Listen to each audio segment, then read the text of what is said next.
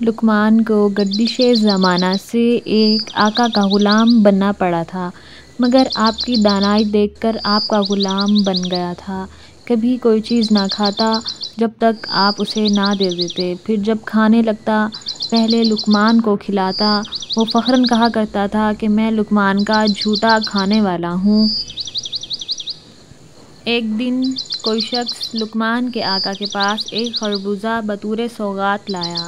لقمان پاس نہ تھے، نوکر سے کہا کہ انہیں بلا لا۔ جب وہ آئے، آقا نے ایک پھانگ کاٹ کر انہیں دی۔ لقمان نے جو اس کے کھانے میں رغبت ظاہر کی، آقا نے خوشی سے سارا خربوزہ چیر کر انہیں کھلا دیا، صرف آخری ایک قاش اپنے منہ میں ڈالی، مگر فوراً ہی اسے اپنے منہ سے اگل دیا، کیونکہ وہ بڑی تلخ اور تند تھی۔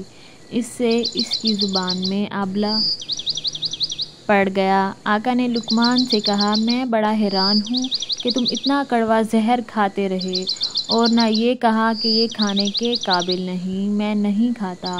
لقمان نے کہا، آپ مجھے خوشی سے کھلا رہے تھے، مجھے شرم آئی کہ میں آپ کی مسرت کو روکوں، اس کے علاوہ میں نے آپ کے